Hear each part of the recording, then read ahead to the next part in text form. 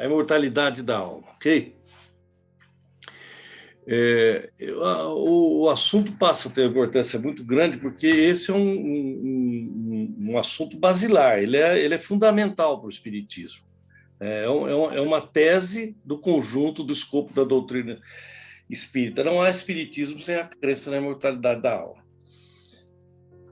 Quando a gente fala da crença da imortalidade da alma, muitas vezes a gente fala assim, eu tenho intuitivamente a crença da imortalidade da alma. Várias religiões falam nisso, na possibilidade intuitiva dessa crença na imortalidade da alma. Poderia ser, né, um tipo de fé, eu acredito na imortalidade da alma, mas o Espiritismo, né, quando Kardec fala nisso, ele fala que, olha, a gente precisa ter uma fé, mas uma fé raciocinada, a nossa fé tem que ser embasada, ela tem que ter um conjunto de convicções, não pode ser a fé pela fé, simplesmente. E aí ele põe um capítulo no Evangelho segundo o Espiritismo, e logo no início, é de uma importância muito grande, que ele coloca isso nas primeiras páginas, né, no primeiro capítulo do Evangelho segundo o Espiritismo. E ele diz lá que a gente precisa de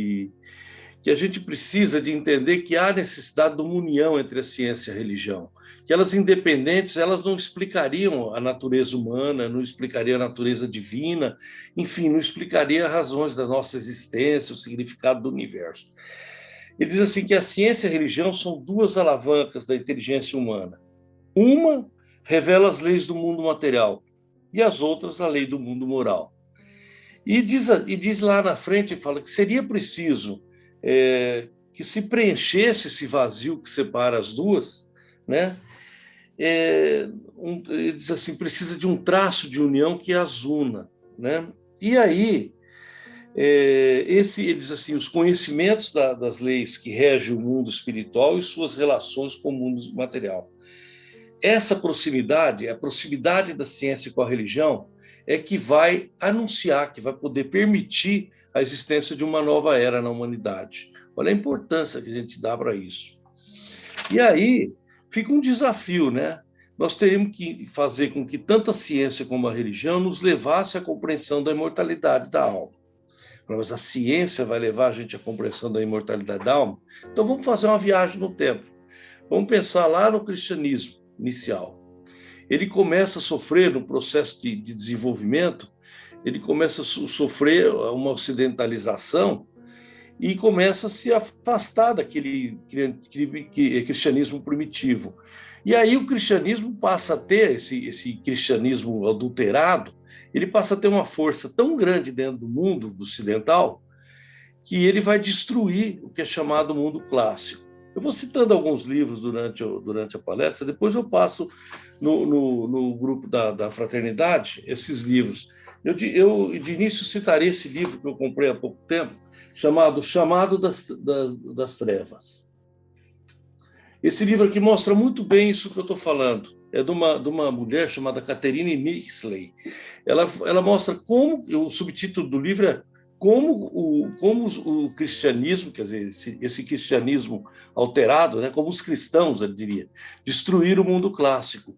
Então, toda a evolução que os gregos tiveram, que os próprios romanos tiveram na ordem social, os gregos na filosofia, no conhecimento da medicina, tudo isso foi abandonado. Todo o conhecimento clássico foi abandonado para uma lista de dogmas.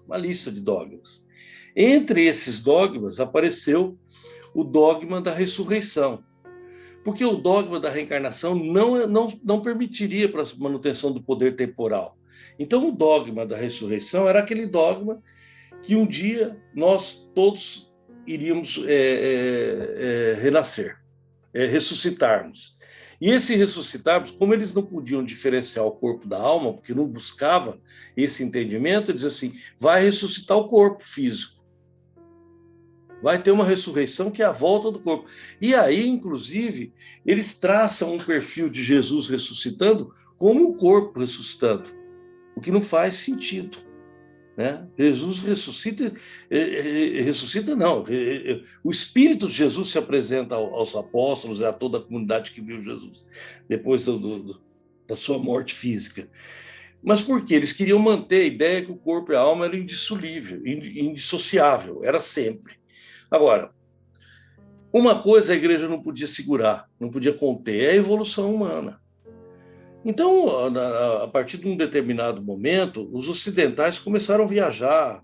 Foi o período das descobertas, das grandes viagens marítimas. A ciência começou a descobrir coisas. O surgimento da imprensa começou por permitir a divulgação do conhecimento. Vários homens, vários espíritos reencarnaram com a missão de levar grandes progressos para a humanidade. A gente fala que a ciência progride muito hoje, lógico, hoje é uma espiral, uma exponencial o crescimento da ciência. Mas vocês imaginam para o Copérnico falar que a Terra não girava em torno do Sol, o tamanho da encrenca que era, né? Para Galileu Galilei, enfim, Giordano Bruno, todas essas figuras que começaram a questionar, né? Questionar essa posição da perda desses conhecimentos ou de impedir que esses conhecimentos avançassem. E também, quando eu falo das grandes viagens, é que nos aproximou da cultura oriental, que era uma cultura onde era natural o conhecimento da reencarnação, da transmigração das almas, da vida após a vida, ou seja, da imortalidade da alma, era um assunto natural para eles. Então, isso daí abala aquela estrutura europeia, né, e provoca alguns movimentos culturais. E um dos principais foi o Renascimento, porque o Renascimento fez com que esses pensadores buscassem lá na sociedade clássica, principalmente na Grécia, trazer de volta aquela cultura que estava apagada, que tinha sido desmontada, que tinha sido realmente destruída.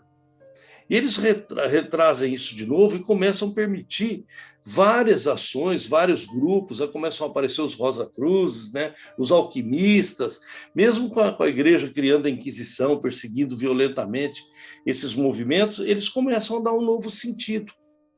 Aparece um movimento filosófico chamado Iluminismo, esse de uma importância monstruosa, porque o Iluminismo falou que nós queremos liberdade de pensar.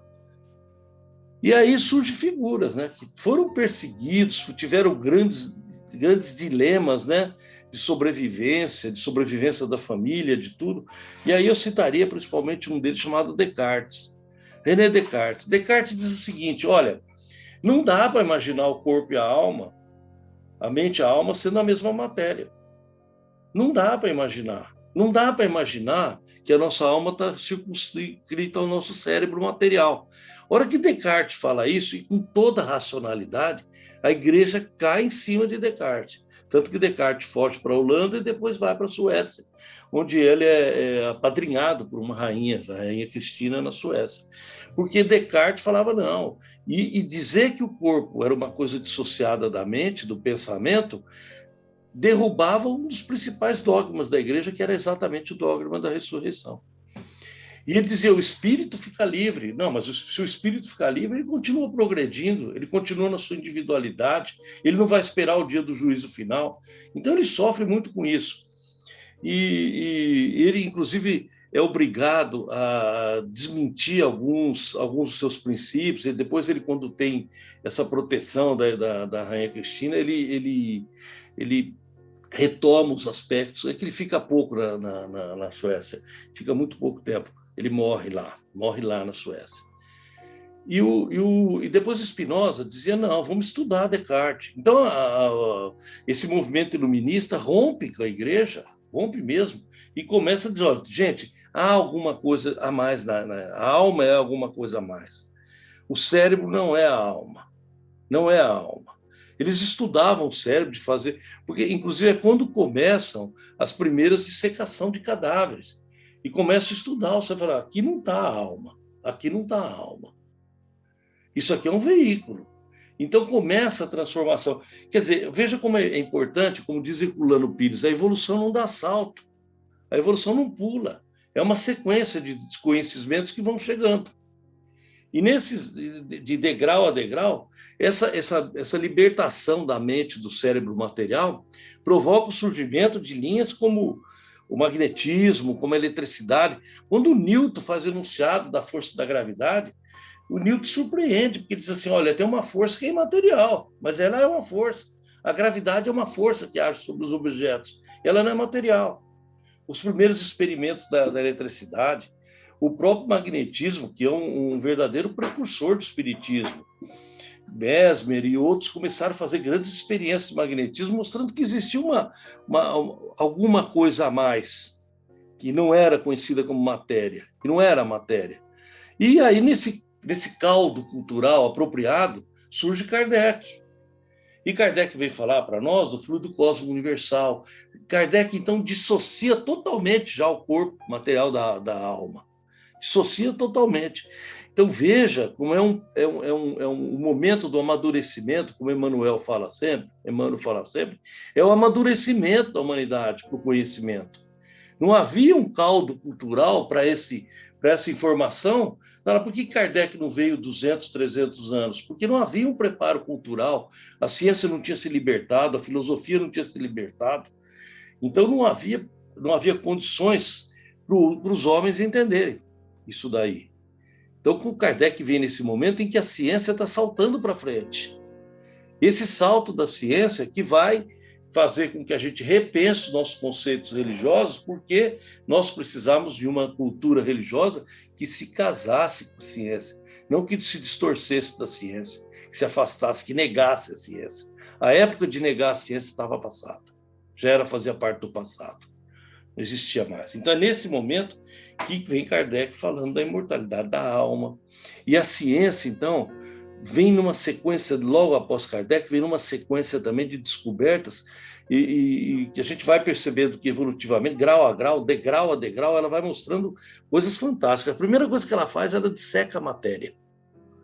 Com o estudo do átomo, ela diz assim, a matéria não é matéria. O átomo é um grande vazio, tem um núcleo infinitesimal, e o elétron girando em torno dele ocupa todos os espaços rapidamente, e o que nós pensamos que é sólido, não é bem sólido, não, é um conjunto de vazios. Aí eu me lembro da cultura hindu que diz assim, o mundo real não é o que você vê, o mundo real é o que você sente, o mundo real é energia, não é matéria. Então, quando a ciência faz isso, aí eu me lembro, inclusive, quando a matéria é destruída, entre aspas, né, quando a matéria é destruída, eu me lembro que lá em 1930, André Luiz, através de Chico Xavier, diz assim, a matéria é energia condensada. Além de ser uma frase poeticamente perfeita, linda, ela explica o conceito mais evoluído da ciência da época. Os próprios cientistas não tinham entendido bem ainda isso. Isso quem tinha entendido era Einstein. Mas a frase de André Luiz é extremamente significativa, né? Então, a outra coisa que é desmistificada logo em seguida, já que nós falamos de Einstein, é o tempo. Quando Einstein coloca o tempo como uma das dimensões, e que o tempo estava amarrado a uma situação física da Terra, e que se nós tivéssemos que viajar no espaço, nós teríamos que fixar o tempo, porque senão o tempo seria uma variável não só para frente, mas poderia ser para trás. Depois experiências comprovaram isso daí, são tudo experiências teóricas, como Einstein gostava, né? Experiências teóricas, e que afirmaram que se um astronauta ficasse muito tempo no espaço e voltasse para a Terra, provavelmente ele voltaria mais novo do que tinha alguns anos do que um outro que ficou aqui na Terra. Então nós perdemos também, nós desmistificamos a rigidez do tempo. E essa relatividade do tempo vai mostrar até possibilidades que os cientistas falam hoje até de viagem no tempo, né? A outra coisa que vem em seguida a física quântica, é a física quântica desmistifica as nossas dimensões, né? Quando ela diz que o elétron pula fora, o Einstein ficou louco com o Bohr. Einstein não aceitava a física quântica. Ele falava, Deus não joga dados, a física quântica é uma teoria da improbabilidade. E a hora que o elétron some para outro nível, ele fala, cadê o elétron? O cientista fala, cadê o elétron? Gente, o elétron está em outra dimensão. Então as outras dimensões existem? Existem. E qual é o meio de que formam todo esse contato entre essas dimensões? É energia. E tudo é energia. E isso daí começa a nos explicar um monte de coisa, vidas em outros planetas, a mediunidade, contatos em planos espirituais, explica toda a cultura que nós temos de livros mediúnicos relatando outros planos, outras dimensões, começa a explicar tudo isso. Então a ciência vai cada vez chegando mais que o nosso cérebro material é um hard, é uma pedra, é um computador, em que nós precisamos ter o soft, nós precisamos ter ideias, desenvolver a capacidade desse hard para trazer coisas pensantes que vêm de fora. Vem de fora. Isso aqui é o nosso computador que nós estamos levando aqui, e só sabemos usar um pouquinho dele ainda, porque nós não conseguimos trazer softs mais adequados para ele, e usamos só um pouquinho dele, da capacidade dele, da capacidade de percepção, de inteligência, de memória, de raciocínio lógico, de tudo, né? Então,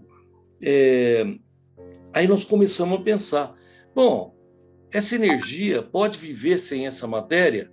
Nós estamos vendo que pode. Cada vez mais a física quântica está dizendo que pode viver sem essa matéria. Ela pode viver com uma outra matéria quintessenciada. Ela pode viver, vamos usar uma palavrinha usada no século XIX por um francês estudioso, podemos usar a palavra perispírito? Podemos usar a palavra perispírito. Então essa energia não precisa do nosso cérebro. Então se nosso cérebro morrer, se nosso cérebro se desmanchar, nós vamos viver... Nós continuaríamos vivendo com essa energia, continuaríamos vivendo com essa energia. E, gente, o nosso corpo material, não é o mesmo corpo que nós recebemos quando nascemos. Nós trocamos todas as nossas células constantemente. Algumas demoram um pouco mais, mas todas as nossas células foram trocadas. O nosso corpo que nós nascemos já foi destruído. Já foi destruído, e o nosso eu continua presente. Olha que coisa que a ciência traz. Aí eu cito para vocês um outro livro, estou acabando meu tempo, mas vou correr, chamado isso aqui, Biologia da Crença, que mostra a capacidade dessa energia que nós temos, que sobrevive, e que pode comandar isso. Esse livro não é espírita, Biologia da Crença, é um livro de um médico americano que vai nos mostrando claramente o controle dessa energia sobre o corpo. É ela que comanda o corpo, porque ela é o espírito. Ela é o espírito. E as células, quando eu digo que a nossa célula da pele, que se troca a cada 2 dias, a nossa célula do cérebro, que se troca a cada 7 anos, não é a mesma também. Mas você continua sendo você, eu continuo sendo eu. Então a matéria se destrói durante a nossa vida várias vezes, mas a nossa alma se eterniza. Entendeu? Então esse eu acho que é o domínio sobre a alma. E essa fixação do domínio da alma sobre o corpo é o que significa a nova era. É o entendimento disso que significa a nova era. Então eu falei da ciência, agora eu falo rapidamente da religião. Lembra que eu falei lá, a religião que defende o conceito moral. Eu não, Kardec falou lá no Evangelho. Então, pensa um pouco nas consequências que deve trazer para a sua vida e para o meio que nós vivemos, para a sociedade que nós vivemos, o conceito da imortalidade da alma. Leon Denis, nesse livro maravilhoso, Depois da Morte, ele diz o seguinte: não trate isso com indiferença. Pensa no que significa isso. Pensa das tuas perguntas que você faz. Pensa nos valores que você admite para a sua vida. Olha lá, os valores que admite sua vida, se eles são os mesmos quando você percebe da imortalidade da sua alma. A luta que você faz diariamente pelos bens materiais, ela significa alguma coisa para a eternidade? O que é hoje significativo vai ser amanhã? Quantas vezes os objetivos das nossas vidas mudaram? Isso a gente sentindo nossa vida limitada nesse lapso de tempo que nós vivemos aqui no planeta, nessa encarnação. E depois, você pensou que o mais importante é a eternidade da sua alma? Quanto significa isso? Como que você deveria reorganizar a sua vida pensando na imortalidade do seu espírito, do seu eu?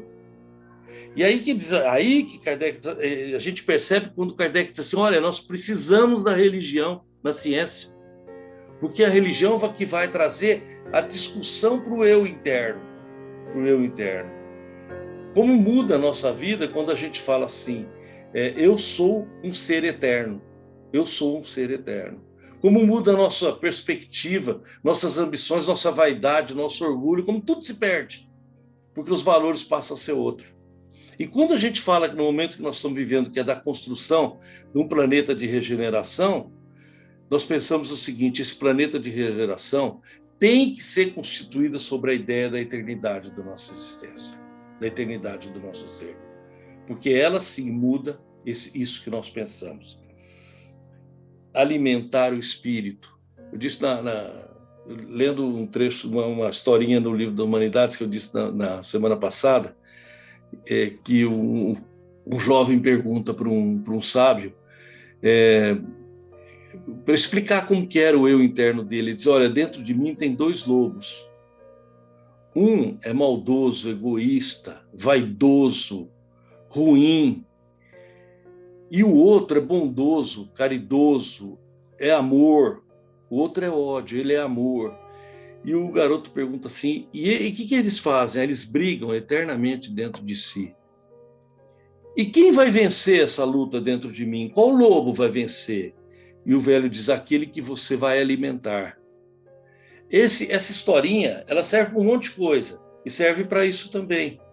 Eu não posso alimentar na minha vida esse lobo que não vai me servir para a eternidade da minha alma. Essa mudança que é a mais importante de todas da nossa existência. Quando a gente defende a imortalidade da alma, a gente convoca todos a uma profunda reflexão do que significa no meu dia a dia, na minha vida, no que eu vou fazer daqui a pouco, na hora que eu parar de escutar essa bate-papo aqui nosso. O que eu vou fazer conceituando que o mais importante da minha vida é a imortalidade da minha alma. Como que eu quero viver o futuro? Queria citar um pouquinho o Leon Denis. Ele fala uma coisa muito bonita. Ele diz assim, que, além desse texto que eu falei da transformação do nosso corpo diariamente e a nossa alma continuando a mesma, isso é de Leon Denis, desse livro Depois da Morte. E esse capítulo, A Vida Imortal, eu recomendaria para vocês. E eu gostaria de terminar como ele termina o capítulo. Ele diz assim: o que nós temos que procurar, né? Ele pergunta assim: se nós não compreendêssemos a imortalidade da alma, se a morte fosse a última palavra de todas as coisas, e se os nossos destinos se limitassem a essa vida fugitiva, aí ele começa a fazer algumas perguntas e eu faço para vocês. Teríamos aspirações para um mundo melhor? Teríamos sede de conhecer, de saber? Que coisa poderia nos saciar? Se tudo cessasse no túmulo, por que essas necessidades, esses sonhos, essas tendências inexplicáveis? Esse grito poderoso do ser humano que retumba através de séculos, essas esperanças infinitas, esses impulsos irresistíveis para o progresso e para a luz, mais não seriam, pois que atributos de uma sombra passageira, de uma agregação de moléculas apenas formadas e logo esvaídas. Gente, Leon Denis, além de ser um cara fantástico, né? Os textos dele de uma poesia maravilhosa. E eu agradeço profundamente a existência dele, porque ele nos auxilia no nosso pensamento.